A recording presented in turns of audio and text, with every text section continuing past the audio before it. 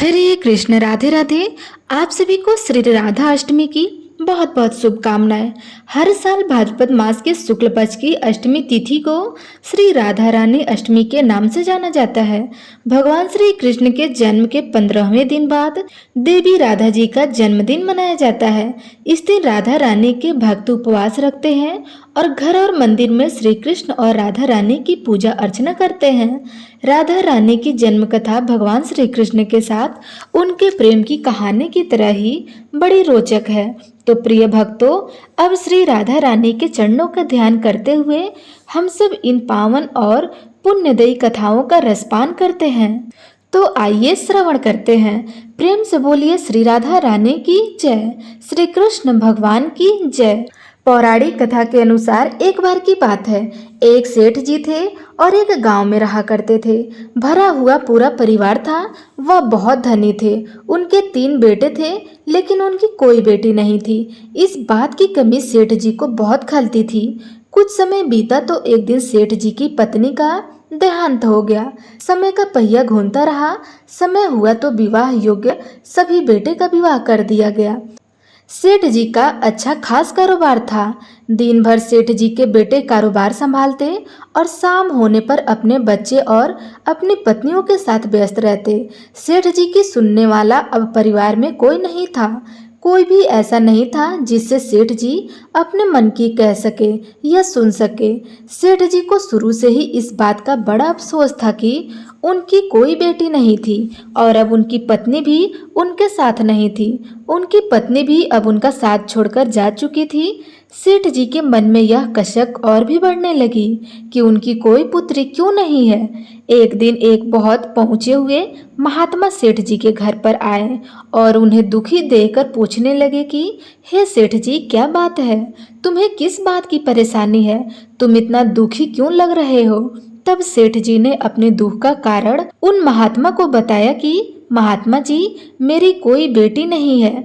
इस कारण से मुझे अपने जीवन में यह अभाव लग रहा है और मुझे बड़ा अफसोस होता है, बहुत दुख होता है कि कोई मेरी बेटी नहीं है। अगर मेरी बेटी होती तो वह भी मेरा ध्यान रखती, मेरे मन की बात सुनती। मैं भी उससे अपने मन का बोझ कहकर सुनकर हल्का कर लेता।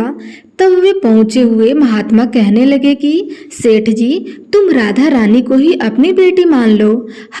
हमारे जीवन में जब जिस चीज की कमी होती है तो उसे भगवान ही पूरा करते हैं। अब भला बेटी ना होने के कारण तुम इतने परेशान हो। परेशान होने से क्या होगा? भला तुम राधा रानी को एक बार अपनी बेटी मानकर तो देखो। और जब भी तुम्हारा मन चाहे, जब भी तुम उदास हुआ करो, अपने दिल की सारी बात राधा रानी से कर लिया करो और फिर तुम्हें अभाव कभी नहीं सताएगा कि तुम्हारी कोई बेटी नहीं है। महात्मा जी की यह बात सेठ जी को बड़ी अच्छी लगी और फिर उन्होंने ऐसा ही किया। खूब खुश होकर बाजार गए और वहां से राधा रानी की एक सुंदर सी मूर्ति खरीद कर ले आए। उन्हें पहनाने के लिए सुंदर सुंदर पोशाक भी ले आए। हर दिन वह राधा रानी की मूर्ति को स्नान कराते और उनकी पोशाक बदलते, उनसे खूब सारी बातें करते और फिर हर दिन खुद भोजन करने से पहले राधा रानी को भोग लगाते। सोने से पहले यह उनका नियम बन चुका था कि वह राधा रानी के साथ खूब बातें करते, दिन भर की बातें राधा रानी को सुनाया करते। ऐसा करते करते सेठ जी दिल से ही राधा रानी को अपनी बेटी मानने लगे और वह यह भूल गए कि उनकी कोई बेटी नहीं है और वे इस एक निर्जीव सी मूर्ति को ही अपनी बेटी मान बैठे। लेकिन भक्ति में मग्न सेठ जी को किसी बात का भास नहीं था। उन्हें बस पता था तो यह कि उनकी एक बेटी है जिसे वह हर दिन खूब सारी बातें करते हैं। अब जब तक सेठ जी दिन भर राधा रानी से बातें ना कर ले या उनकी पसंद का भोजन राधा रानी को ना खिला ले, उनका मन ही नहीं लगता था।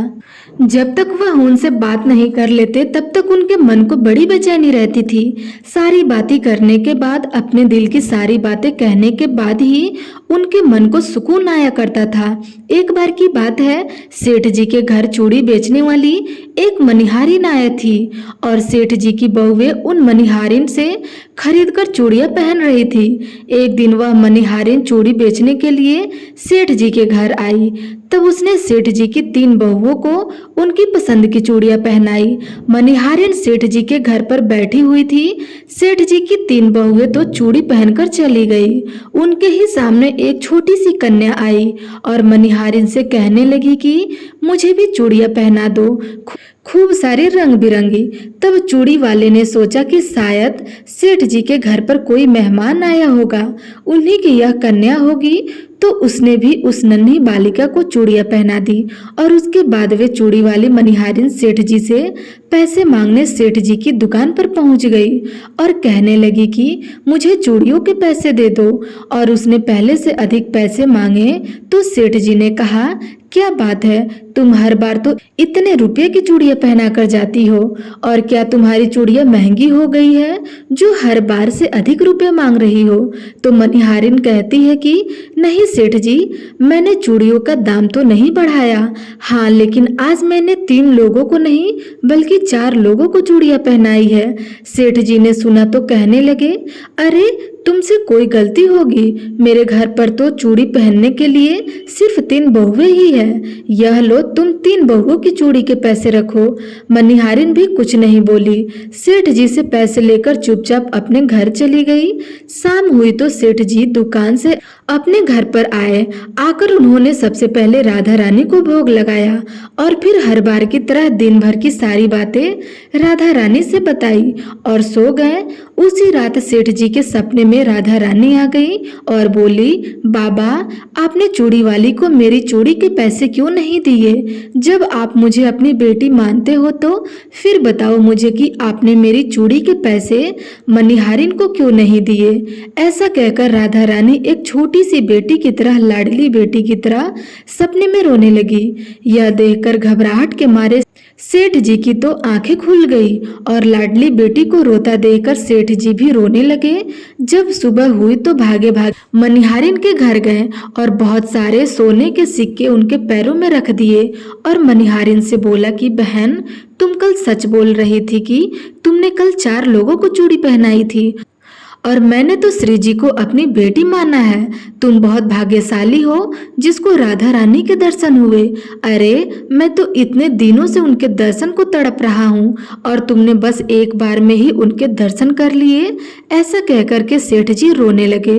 फिर हाथ जोड़कर बोले, बहन, तुम्हें चूड़ी का जो भी दाम चाहिए मुझसे मांग लो। सेठ जी को रोता देखकर मनिहारिन की आंखें भी आंसू से भर आए और मन ही मन सोचने लगी कि जब मुझे खुद राधा रानी के दर्शन हो गए तो फिर भला मुझे सेठ जी से दाम क्यों लेना, और मुझे इससे ज्यादा क्या चाहिए? वह भी सेठ जी के सामने हाथ जोड़कर बोली कि आपके ही कारण मुझे राधा रानी के दर्शन हुए हैं और मेरा यह जीवन सफल हो पाया है। अब मुझे कुछ नहीं चाहिए। तो प्रिय श्रोताओं, जब हम भगवान को सच्चे मन से पुकारते हैं, उनकी पूजा करते हैं, उन्हें जिस भाव से भी पूजते हैं, वह हमें उसी भाव में दर्शन अवश्य देते हैं। तो प्रेम से बोलिए, राधा रानी की जय, श्री कृष्ण भगवान की जय। प्रिय भक्तजनों, अब सुनिए श्री राधा अष्टमी की व्रत कथा। राधा जी के जन्म की सबसे लोकप्रिय कथा यह है कि वृषभानु जी को एक सुंदर शीतल सरोवर में सुनहरे कमल में एक दिव्य कन्या लेटी हुई मिली। वो उन्हें घर ले आए, लेकिन वो नन्ही कन्या अपनी आंखें खोलने को तैयार नहीं थी।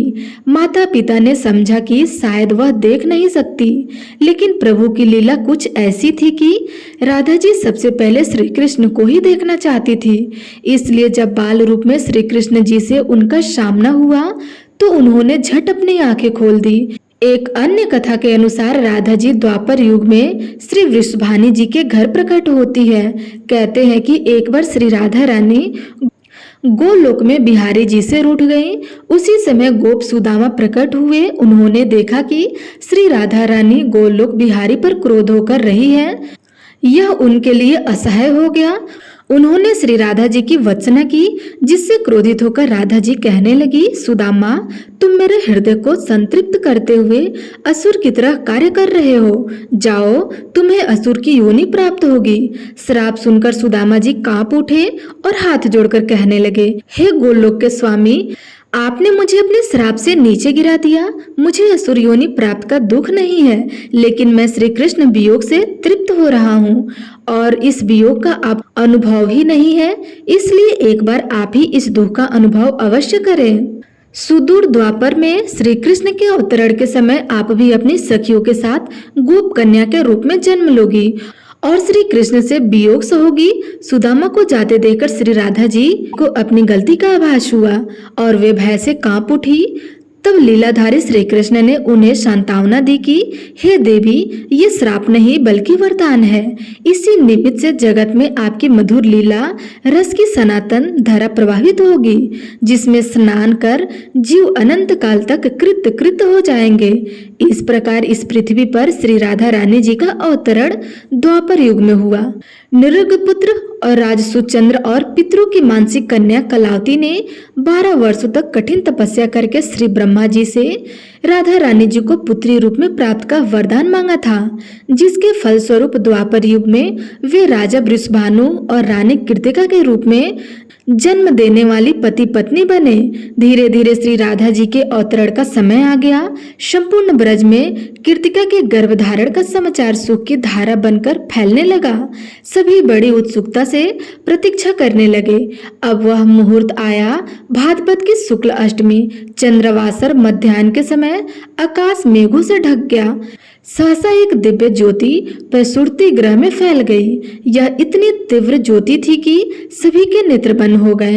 एक क्षण बाद गोपियों ने देखा कि सप्त सहस्त्र सरज चंद्र की कांति के साथ एक नन्ही सी बालिका कृतिका मैया के साथ लेटी हुई है।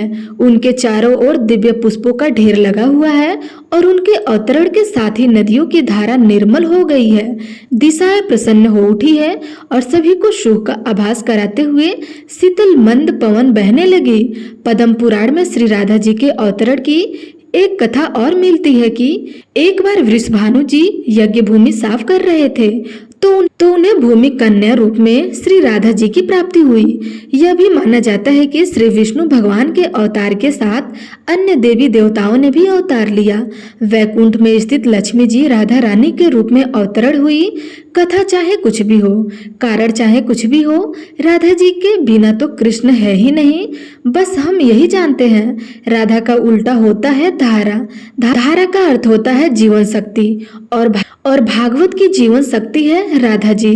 कृष्ण देह है तो श्री राधा है उनकी आत्मा। कृष्ण शब्द है तो राधा जी शब्द का अर्थ है। कृष्ण गीत है तो राधा संगीत है। कृष्ण वंशी है तो राधा वंशी का मधुर स्वर है।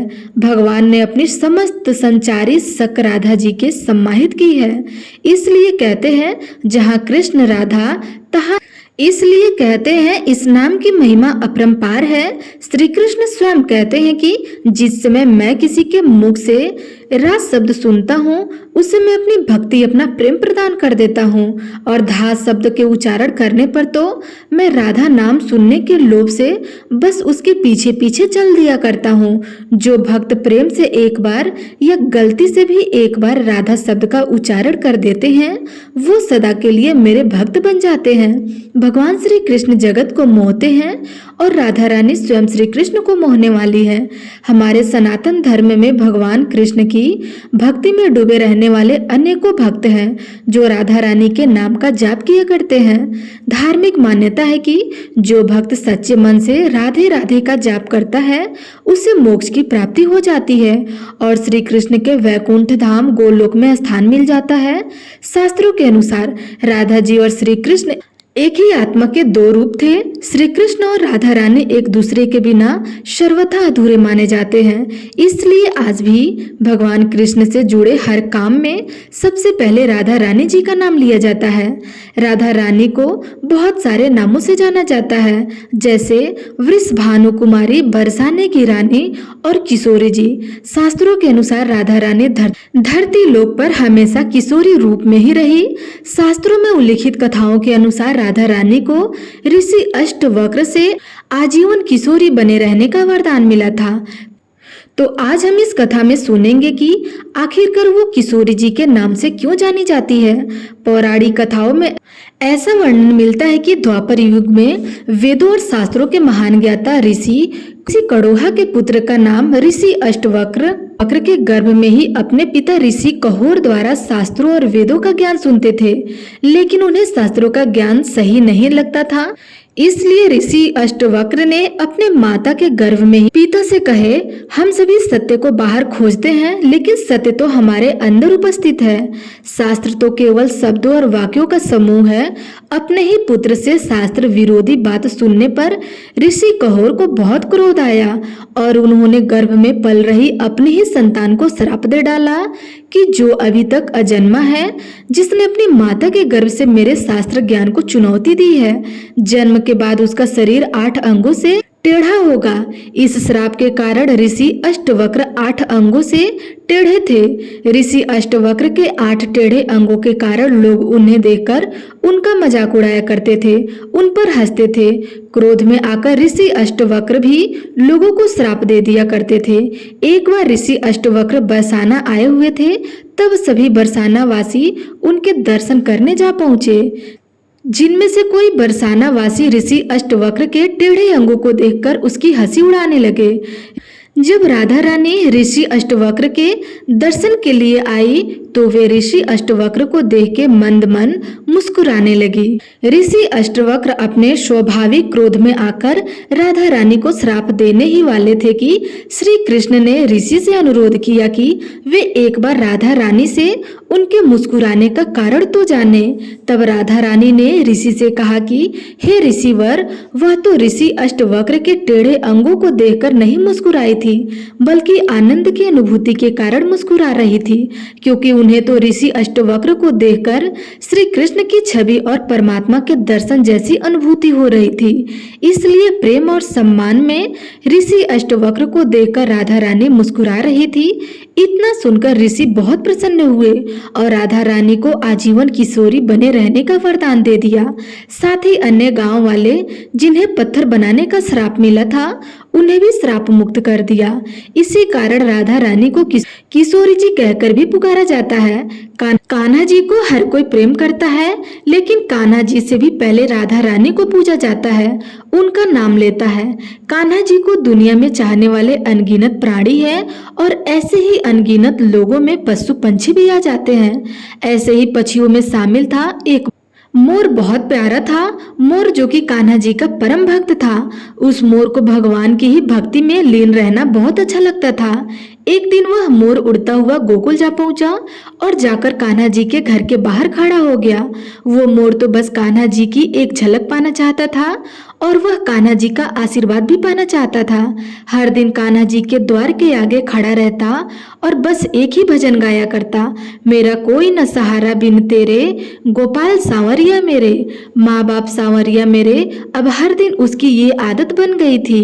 उसको तो बस कान्हा जी के घर के आगे जाकर बैठना बहुत अच्छा लगता था और बस एक ही भजन गाता है कि कान्हा जी हर दिन बाहर आना। उसको तो बस कान्हा जी के घर के आगे जाकर ही बैठना है और बस एक ही भजन गाना है।